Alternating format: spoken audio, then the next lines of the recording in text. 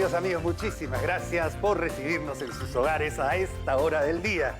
Muchísimas gracias por acompañarnos a hacer este programa. Amigos, estamos iniciando una nueva etapa del programa y esperemos que sea de su agrado, que les dé toda la información que puedan conversar en familia para tratar de solucionar problemas de salud, educación, cultura y entender a nuestro propio cuerpo. Que lo disfruten. Hola, bienvenidos amigos, muchas gracias. Gracias por acompañarnos ahora en este bloque de nuestro programa, que es nuestro consultorio de cardiología. Hoy día nos encontramos con el médico cardiólogo, doctor Giancarlo Maita, médico cardiólogo intervencionista de nuestro querido Hospital Nacional Arzobispo Loaiza. El tema que vamos a tratar hoy es de suma importancia para la salud de nuestro país. Se trata de un enemigo silencioso, de una enfermedad que en realidad no da síntomas, pero que aparece brusca y súbitamente cuando alguien ya está hospitalizado o se chequea por primera vez. Es una enfermedad además que hace daño en el tiempo, no solo lesionando el corazón, sino lesionando también algunos otros órganos del cuerpo. Y nos referimos a la hipertensión arterial.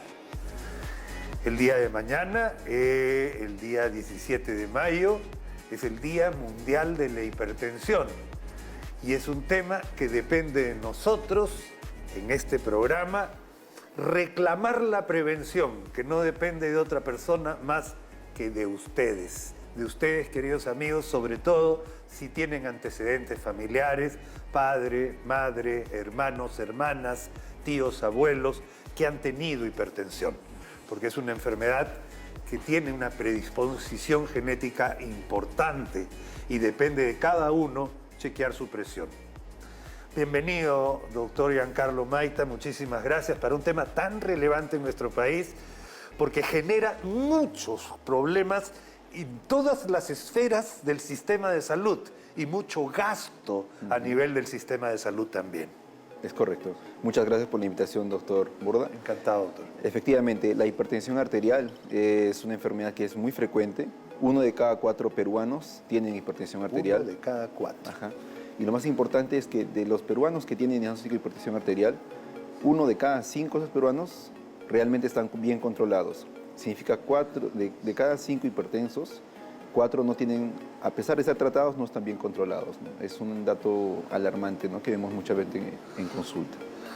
Uy, me ha puesto la piel de gallina. O sea, en realidad es grave la situación, sí, porque a pesar de tener diagnóstico, no están bien controlados. ¿Y a qué se debe esto? ¿Es escasez de medicamentos, falta de información, falta de interés? ¿Cuál es el problema? Muy buena pregunta.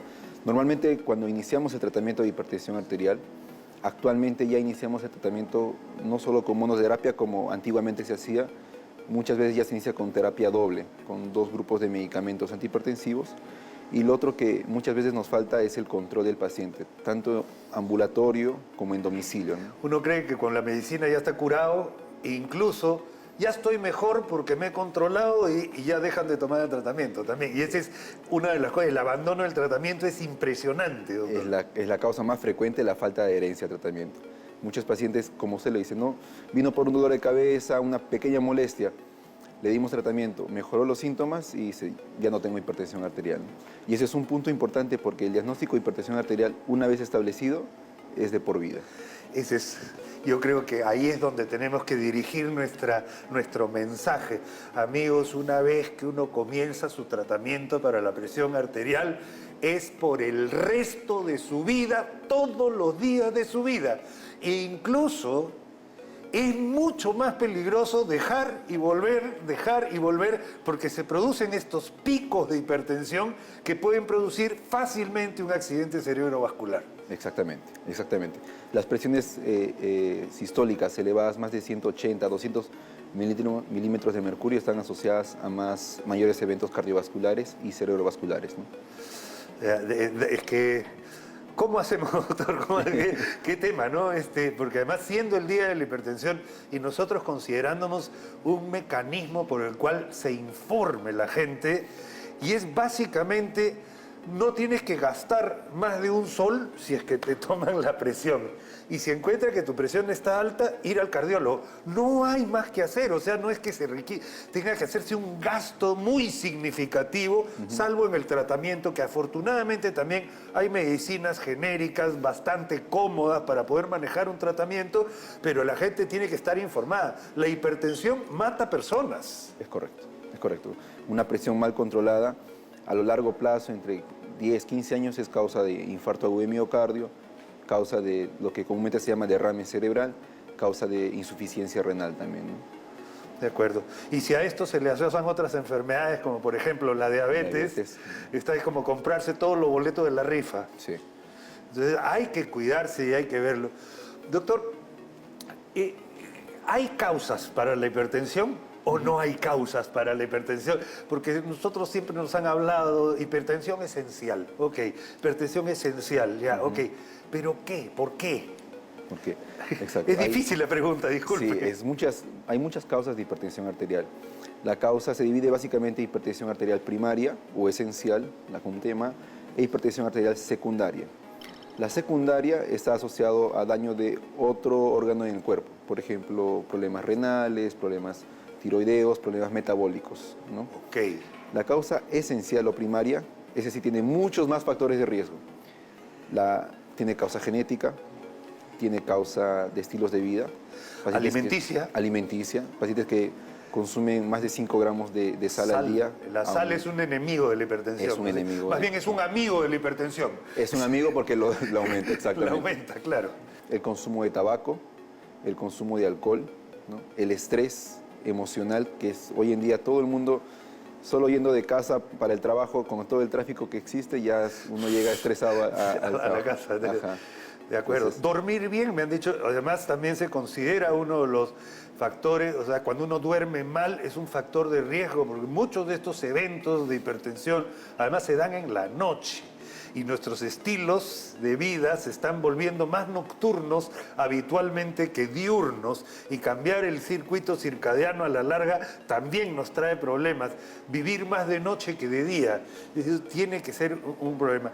Doctor, la medicación que tenemos actualmente es buena medicación. Sí. Y consiste básicamente en dos principios: disminuir la presión arterial y la vasodilatación. Básicamente se trata de dos mecanismos con los cuales podemos controlar con éxito la presión. Correcto, correcto. Incluso una presión arterial bien controlada disminuye eventos cardiovasculares en comparación a una presión arterial no controlada, ¿no? Entonces, en cuanto a medicamentos, tenemos muchos grupos farmacológicos, ¿no?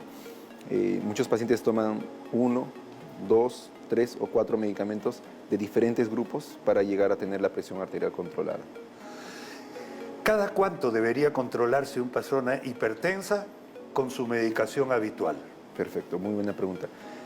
Depende mucho de cómo lo veamos en consulta. Si es la primera consulta que tenemos con el paciente y se hace el diagnóstico en primera consulta, ¿no? o en la segunda consulta, los controles tienen que ser cada vez periodos cortos. O sea, al mes, después de ver el primer mapa o el domicilio, cómo está controlada la presión, se evalúa a 3 meses y se va prolongando el chequeo, ¿no? Entonces, lo ideal es en cada 3 meses más o menos hacer un control. De acuerdo a la respuesta. Entonces, yo siempre les he aconsejado a mis pacientes que son hipertensos y que toman, y llevar un cuadernito. Sí. Porque es muy sencillo tener, en este momento existen en el mercado además tensiómetros digitales que no requieren de ningún expertise para poder hacerlo con muy buenas cifras, digamos, sí. O sea, es un examen que funciona, que es aceptable médicamente por los datos que nos da. Entonces, que un paciente en su casa se controle 2, 3 veces en distintas horas del día y que anote su presión en un cuaderno, nos ayuda como médicos a aconsejarle un mejor tratamiento o a mantenerle el que tiene. Perfecto, es lo mejor, lo que usted ha dicho es lo mejor que podemos sugerir a nuestros pacientes. El monitoreo domiciliario de la presión arterial. que consiste en tomarse la primera presión arterial después de despertarse, pasado unos 15 o a media hora, ¿no? Sin tomar aún el medicamento, para ver si la presión realmente está controlada, ¿no? Entonces, la primera toma de la mañana. Y la segunda toma que aconsejamos normalmente es en la noche, ¿no? Antes de acostarse, mejor. Sí, puede ser antes de acostarse, sí. Una maravilla, amigos, porque eso, ¿qué va a gastar usted? Un lápiz y un papel. Y básicamente es eso. Y la información que nos da, queridos amigos, es importantísima para poder manejar y controlar esta enfermedad, que es un problema de salud no solo en nuestro país, sino en todo el mundo. Es correcto, es correcto. De acuerdo.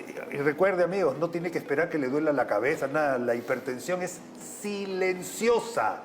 No da síntomas en la inmensa mayoría de los casos. Por lo tanto, la mejor manera de manejar esto es a través de la prevención.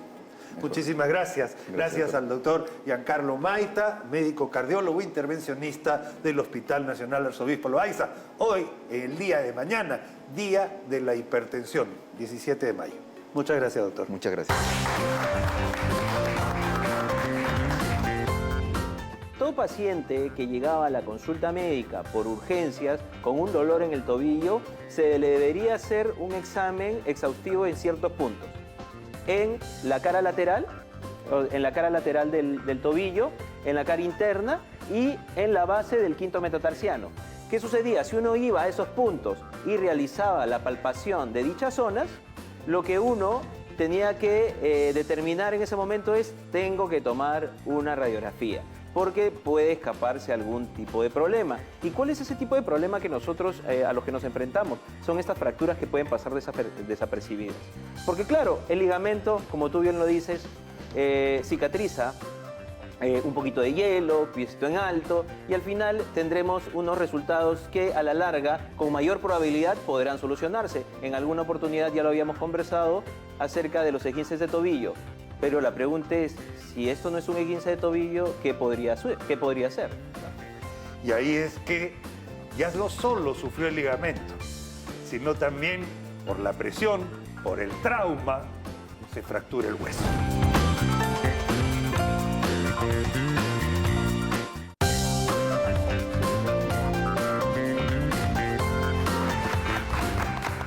Hola Perú, muchísimas gracias amigos, gracias por estar con nosotros y acompañarnos en este nuestro consultorio traumatológico. Una consulta con el médico traumatólogo doctor Luis Eduardo Yamoja del Centro Especializado en Cirugía de Pie y Tobillo, para hablar de un tema frecuente en la mayoría de estados, en la mayoría de centros de asistencia primaria de la salud, porque se trata de una de las fracturas entre la muñeca y el tobillo. Son las fracturas que uno más suele ver en las emergencias. Hoy día vamos a hablar de las fracturas de tobillo y pie. Bienvenido, doctor Yamoja. Muchas gracias por estar acá con nosotros. Muchas gracias por la bienvenida. Doctor, nosotros si es que estamos caminando, no vemos un escalón y la típica es que pisamos y ¡crack! ¡Uy! Se nos torció el tobillo. Ese tobillo se hincha, se pone rojo. Lo normal es que haya acá una articulación que está unida, pero hay ligamentos que van de acá a acá. Y lo que ha sucedido es esto. El ligamento sufre, se rompe en fibras, eso sangra, por eso se hincha. ¿De acuerdo? Entonces, listo. Pie en alto, hielo, un vendaje un poquito compresivo y podemos esperar. Pero es un error no tomarse una radiografía, porque en realidad se nos escapan o se nos pueden escapar fracturas.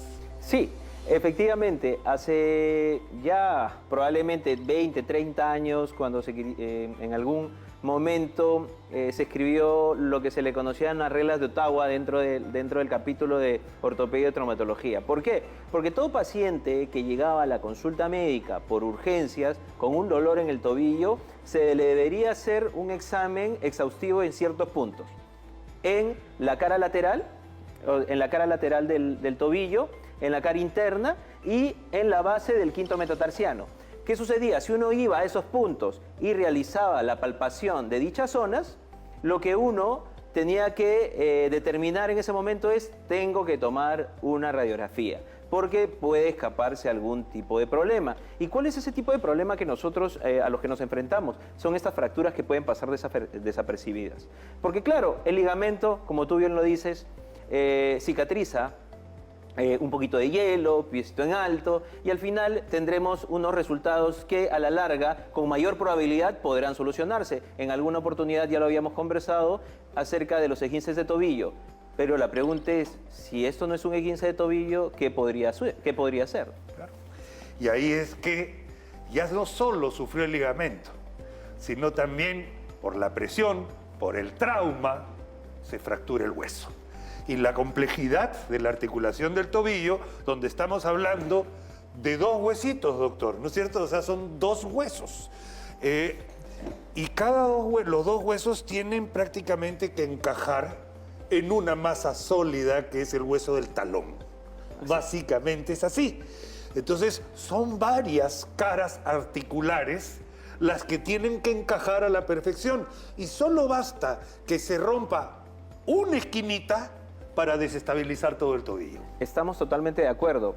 En la literatura que nosotros manejamos hace algunos años también, unos científicos recomendaban que si es que hay un desplazamiento de más de 2 milímetros, de más de 2 milímetros, ¿ah? 2 milímetros, 2 milímetros, poquito, ¿ah? De más de 2 milímetros, pueden cambiar la superficie de carga articular aproximadamente en un 40%. 40%. Eso quiere decir que la probabilidad de desencajar el tobillo aumenta tremendamente y eso ocasiona artrosis a largo plazo.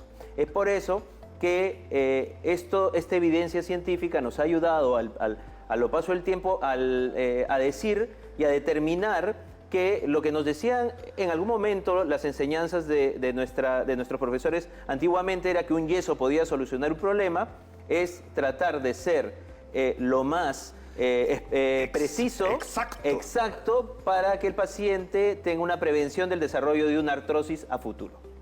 Genial. Doctor, sí es frecuente, además ahora con la cantidad de accidentes de tránsito que tenemos, con la cantidad de violencia, los deportes de alto riesgo, ¿no? O sea, son parte del tema.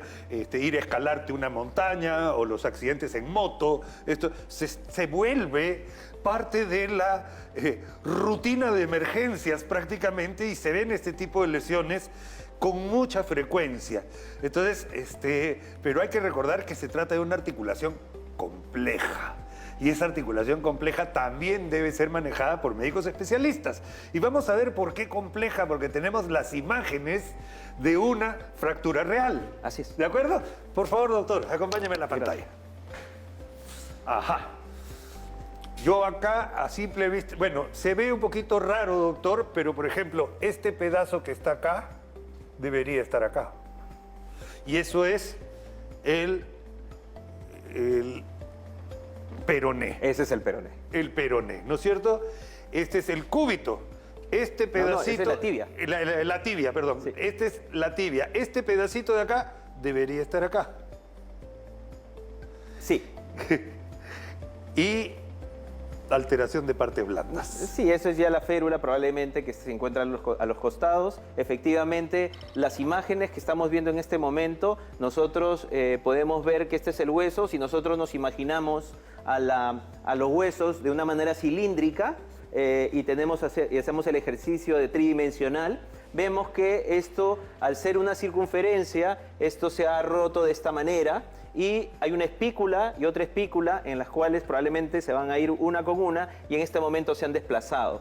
Y cuando hablábamos de desplazamiento, si tú te das cuenta, doctor, este es el domo astragalino, sí. Esto es el domo astragalino y esto debería estar acá, congruente más o menos con esto. Prácticamente la tibia se ha ido con todo el domo astragalino y la tibia debería estar donde usted bien lo dijo. Entonces, eso para nosotros es determinante. Dos huesos fracturados. Dos huesos fracturados. En una sola lesión. En una sola lesión. Peroné y tibia.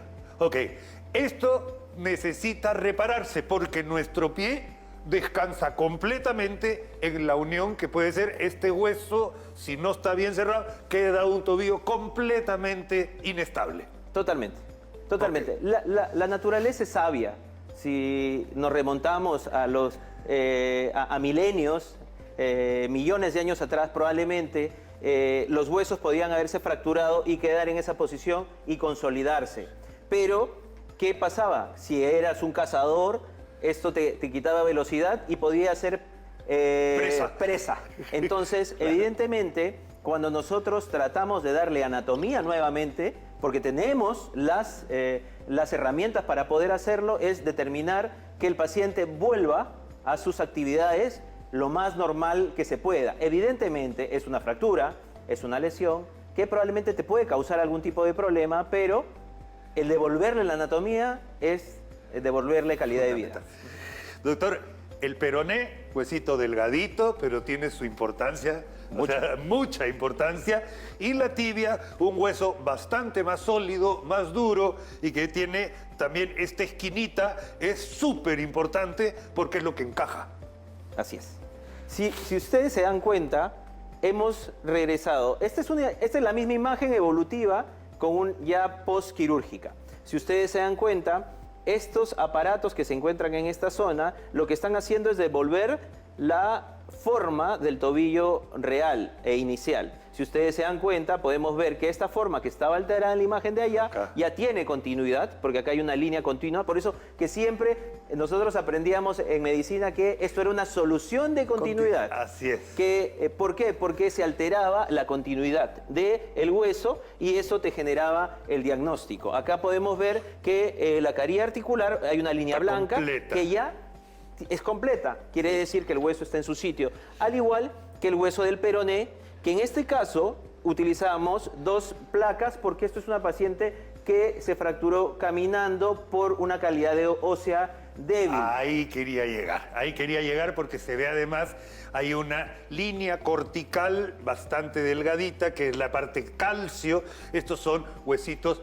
descalcificados, ¿ya? Producto. Entonces ahí es donde, claro, es una galletita, doctor, como nosotros solíamos Así es. decir. Es como una galletita y poner tornillos en una galletita puede llegar a ser complicado. Sí, estos materiales que actualmente nosotros utilizamos les llamamos placas de bloqueo.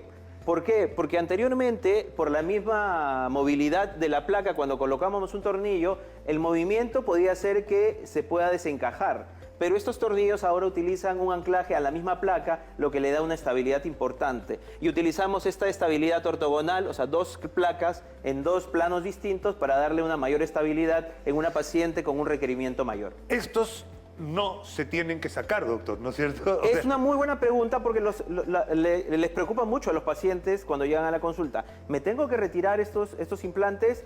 La respuesta es solo si molesta algo del implante. Si no, no. no. Por favor, doctor. Muy bien. Gusta, es una cirugía reparadora, reconstructiva, que tiene muchas satisfacciones de devolver la movilidad a una persona que la había perdido generalmente por un accidente. Pero para eso tenemos que aprender a cuidarnos y lo mejor es la prevención. Sí, definitivamente tenemos que tener mucho cuidado con en este momento y post pandemia probablemente ha habido un cambio tremendo en las actividades que ahora realizamos. A partir de la pandemia, cuando la gente estaba resguardada en las casas, empezamos a ver que la gente posteriormente salía en bicicletas y la bicicleta, después de ir a lo que ahora conocen los que se van al Morro Solar a hacer ciclismo y han tenido caídas, hemos recibido muchos pacientes con este tipo de fracturas y eso pasa con la gente ahora, salen a correr con el piso mojado, entonces evidentemente siempre tener esos cuidados. Hay que estar muy atentos, queridos amigos, de verdad, la prevención es lo mejor. Si usted es una persona mayor de edad, no se pare en un banquito a cambiar el foco, pida ayuda, que también puede ayudar muchísimo. Ha estado con nosotros el doctor Luis Eduardo Yamoca, el Centro Especializado en Cirugía de Pie y Tobillo, en nuestra consulta traumatológica. Muchas gracias.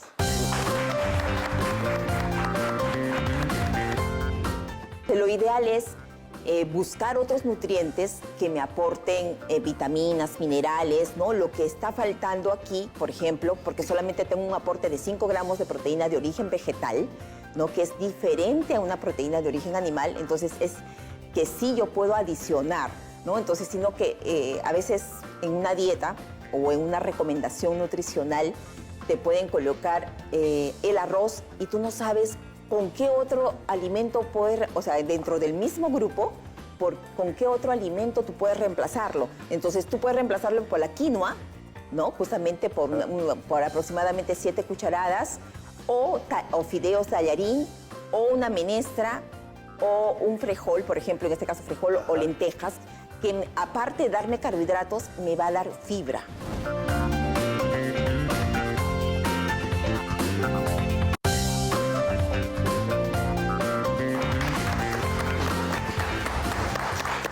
Bienvenidos, hola amigos, muchas gracias. Gracias por acompañarnos en este bloque muy especial para nosotros, que es nuestro bloque relacionado a la nutrición, nuestro consultorio nutricional. Y amigos, lo digo por algo muy importante. El arte de la cocina, el arte de la nutrición, depende fundamentalmente de con qué debemos y podemos combinar.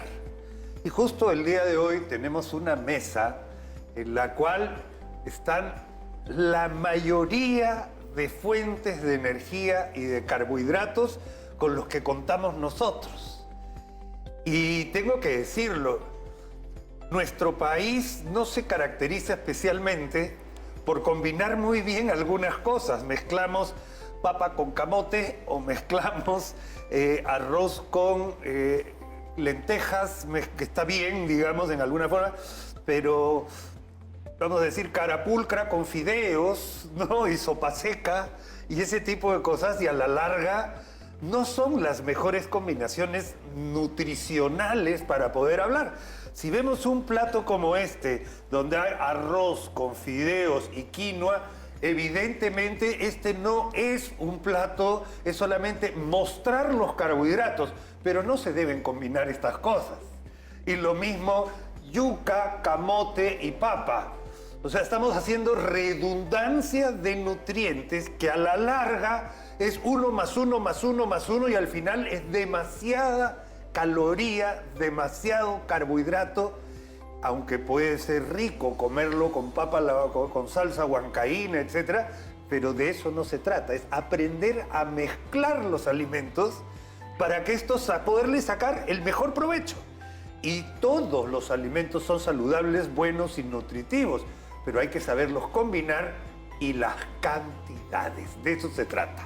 Hoy día nos acompaña Youmi Paz, nuestra experta en nutrición, para hablar justamente de estos, guía de intercambio de alimentos, cereales, menestras y tubérculos. Bienvenida, Youmi, gracias. ¿Cómo estás, Tomás? Efectivamente, yo quisiera iniciar la importancia de lograr una alimentación equilibrada, ¿no? Entonces, ¿qué tan importante es para poder justamente cubrir todos los requerimientos que el organismo necesita para poder cumplir sus funciones adecuadamente?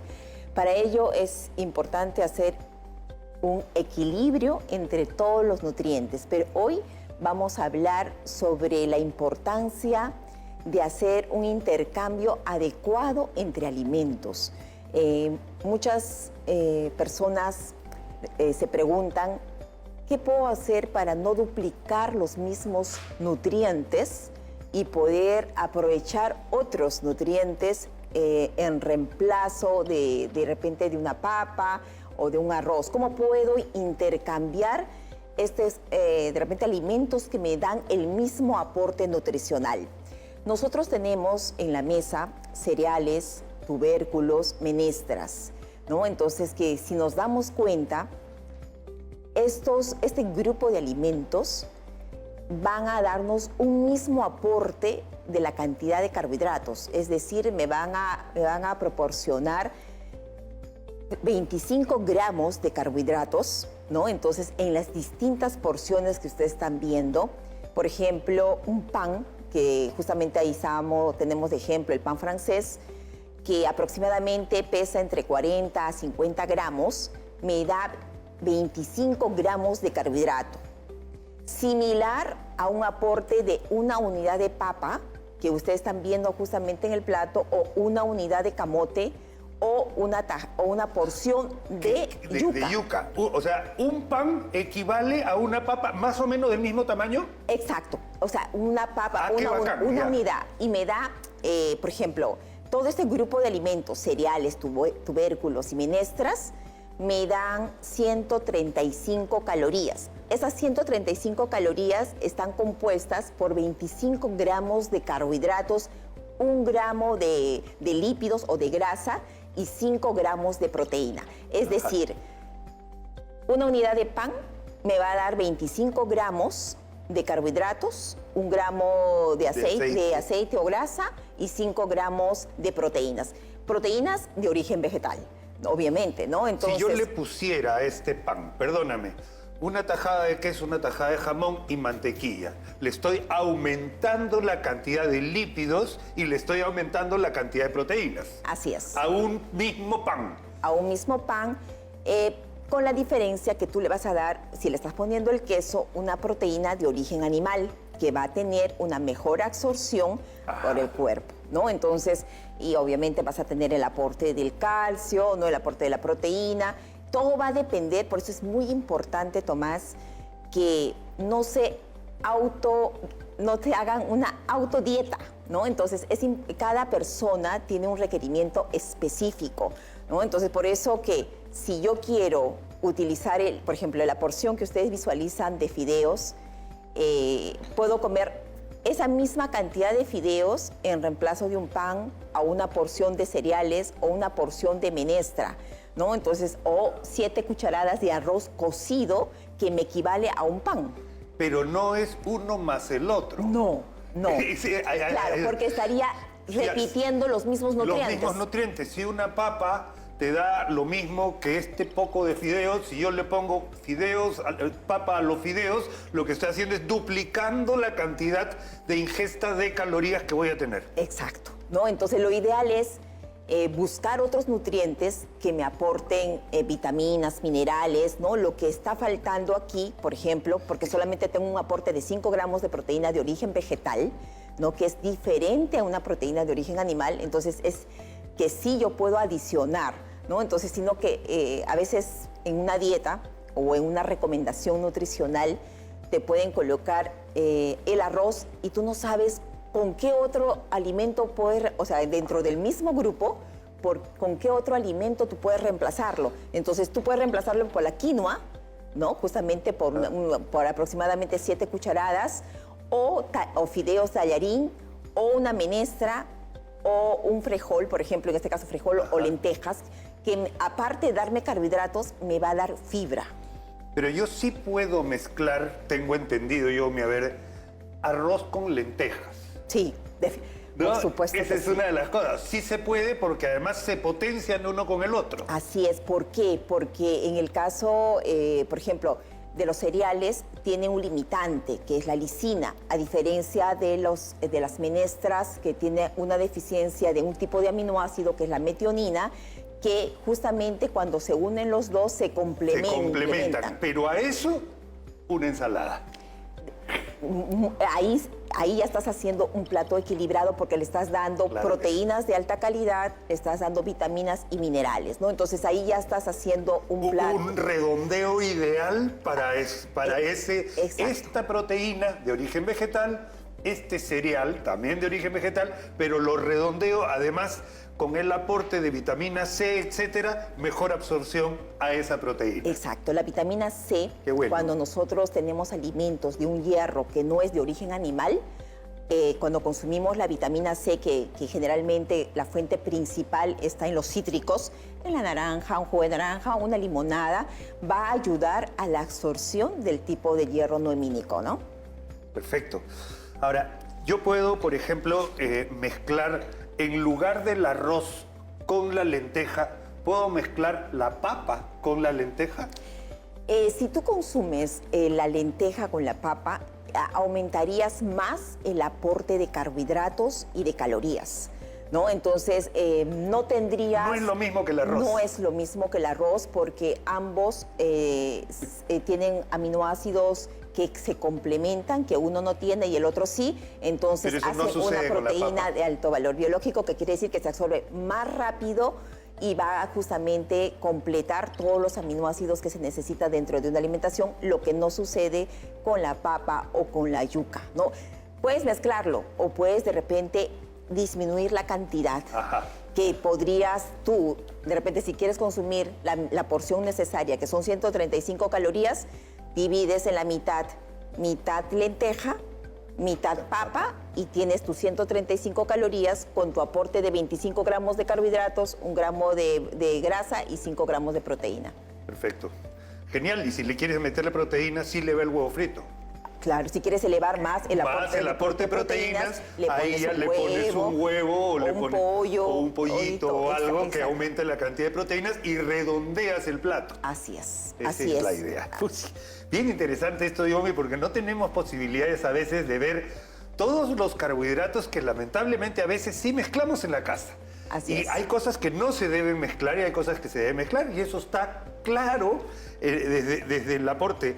Es raro lo del arroz porque es un tema diferente. Con Así las es. menestras no es lo normal, pero el resto de carbohidratos sí, pues pan con frijoles no va, pues, ¿no? Claro. O sea, pan con frijoles no va. Y mira, si tú ves un desayuno de repente que más usual que nosotros tenemos es una taza de avena, y justamente ahí ves una taza de avena, que generalmente se utiliza 4 cucharadas de avena, me da 135 calorías, 25 gramos de carbohidrato, 1 gramo de grasa, 5 gramos de proteína, similar al pan. Entonces tú ahí necesitas colocar más vitaminas, más minerales y una proteína de origen animal, que vendría a ser un queso o podría ser un vaso de leche adicional, ¿no?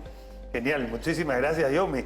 Esta mesa me ha encantado porque nos ha permitido hablar de distintas cosas y tratar de quitar algunas costumbres. Como por ejemplo, nosotros hemos comido pan con chicharrón y camote frito, ¿o no? Claro que sí. Claro que sí. Entonces, Claro no que va, sí. pues, no va. O sea, no es lo lógico, pues, no es lo lógico. ¿De Así es. acuerdo? Ok, queridos amigos, muchísimas gracias. Gracias por habernos acompañado en esta guía de intercambios de alimentos entre cereales, menestras y tubérculos. Muchísimas gracias, Dios, me ha estado A ti. súper interesante. Qué bueno.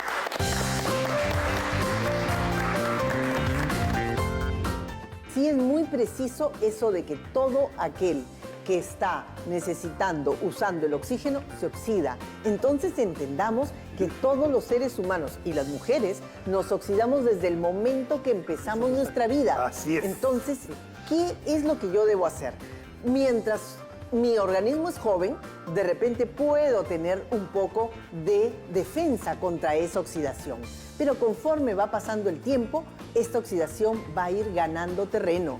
Si yo no hago un ejercicio, si no duermo en forma apropiada, si no tengo una buena alimentación, si tengo sobrepeso, si tomo licor, si fumo, entonces todas estas son condiciones que me van a oxidar más todavía. Y por lo tanto, ahí es donde empieza la necesidad de una persona de llevar adelante una terapia con antioxidantes. ¿Qué son los antioxidantes? Por favor. Aquellas sustancias que van a permitir que justamente nuestro proceso de reducción-oxidación, así se llama, este proceso no sea un proceso nocivo para el organismo.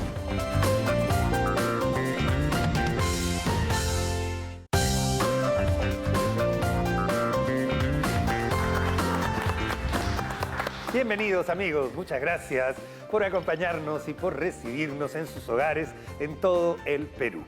Amigos, estamos entrando a nuestro consultorio de ginecología. Hoy nos acompaña la doctora Janet Marchena y vamos a hablar acerca de algo que está revolucionando el mundo con su uso y quizás tendríamos que informarnos un poquito más acerca de los famosos antioxidantes. Yo voy a ir con un ejemplo especial primero. Corte usted una manzana en su casa, a una mitad póngale limón y a la otra mitad no le ponga nada. Espere solo 15 minutos y usted va a ver absoluta diferencia entre el que no tiene limón y el que tiene limón. Esta va a estar oxidada, marrón, oscura y esta va a permanecer absolutamente blanquita. Bueno, el limón tiene vitamina C y la vitamina C es uno de nuestros principales antioxidantes.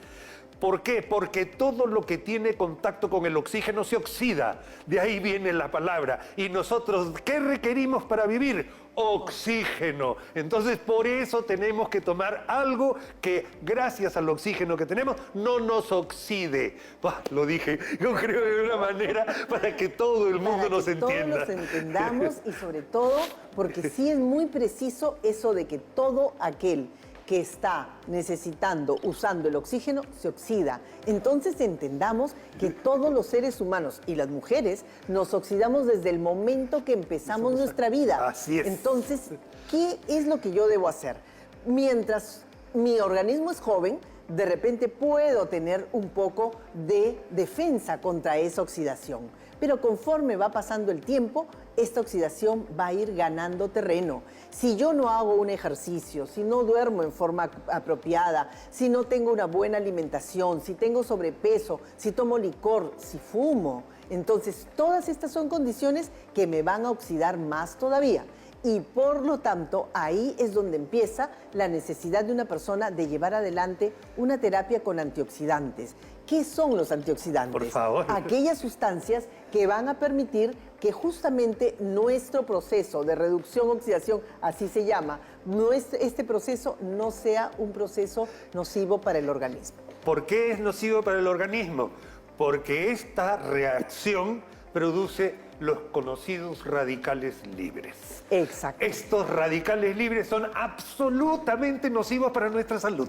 Y son productos que son rapidísimos en ir creando una cascada que finalmente lo que va a hacer es eliminar o maltratar o degenerar las células. Ajá. Y ahí donde estamos conversando, degenerar, ojo, un cáncer, maltratarlas. Envejecer, además. Exacto. Envejecer. Eso Tal es lo cual. que sucede, el envejecer. Si todo el mundo siempre ha tratado de buscar la fuente de la De la eterna juventud, la piedra cava, Todo. desde la época donde se hablaba del flojisto, desde la época de tantos hallazgos, tantas cosas. Que Bueno, hemos buscado y seguimos buscando, pero ahora tenemos algunos aliados que son los antioxidantes. así es. Un antioxidante entonces para nosotros muy fácil a la mano el que tú nos mencionaste. Todo lo que son los cítricos, aquellos que tengan vitamina C, son buenos antioxidantes.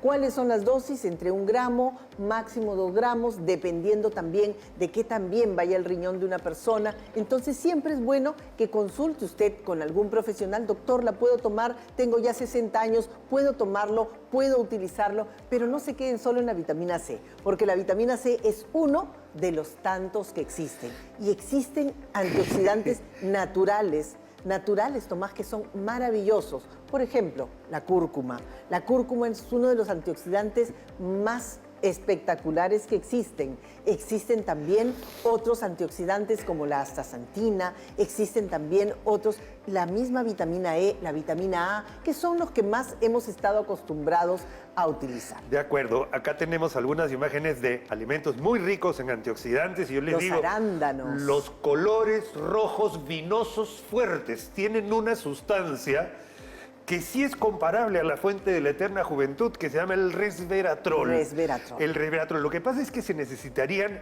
cantidades ingentes para poder tener la fuente de la eterna juventud.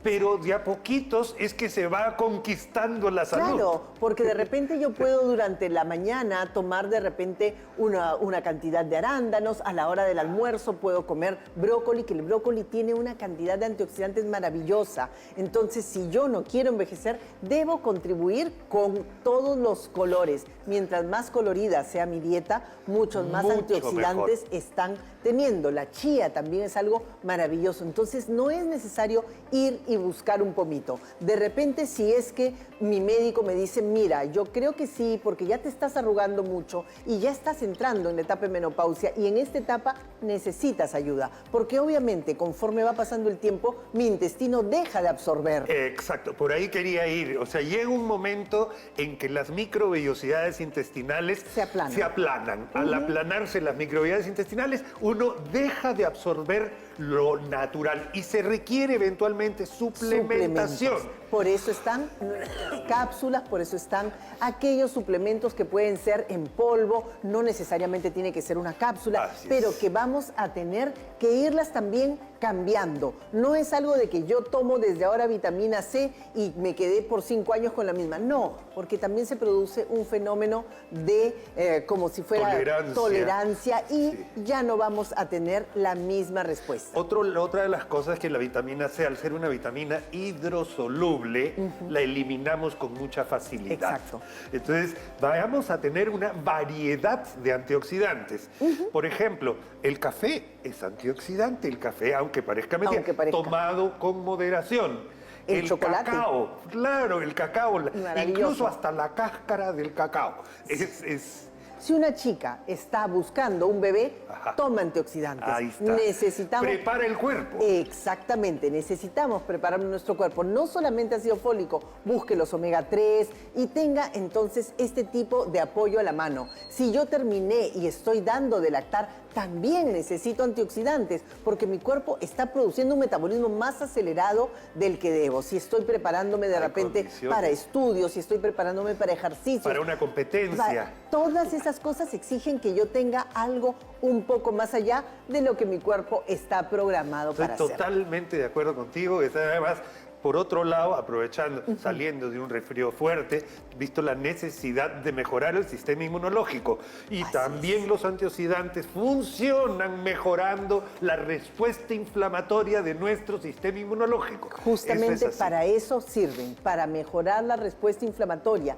Y considerando que casi todas las cosas que suceden a nuestro alrededor, el sol que recibo, la luz, la pantalla de la computadora, todo me va a producir esta inflamación que, llevada al extremo, la inflamación crónica, vamos a terminar con una inmunidad muy disminuida y muy propensos a enfermedades. Totalmente de acuerdo, Janet. La menopausia, todos estos tiempos son tiempos para buscar un antioxidante, tanto en la dieta como en los anaqueles. Totalmente de acuerdo contigo y además ese es el momento, señor, señora. Muchos colores brillantes en el mismo plato pueden ayudarle muchísimo también a mejorar no solo su dieta, sino la salud de la familia, que por ahí también se empieza. Exactamente. Gracias a la doctora Janet Marchena, que ha sido nuestro consultorio de ginecología, hablando quizás algo de nutrición, sí, pero los antioxidantes lo que hacen es que no nos oxidemos. Imagínese usted cómo suena una puerta que está con la perilla, con la, ¿cómo se llama? La bisagra, la bisagra. Échele aceite a sus bisagras. Exacto. ¿De acuerdo? Y no nos oxidemos. Muchísimas gracias, queridos amigos. Regresamos. Muchísimas gracias, amigos, por habernos acompañado el día de hoy. Recuerde, todos los días, de 2 a 3 de la tarde, estamos aquí en nuestro programa para dar un mensaje de prevención en salud, educación y cultura. Nos vemos. Muchas gracias. Chao, chao.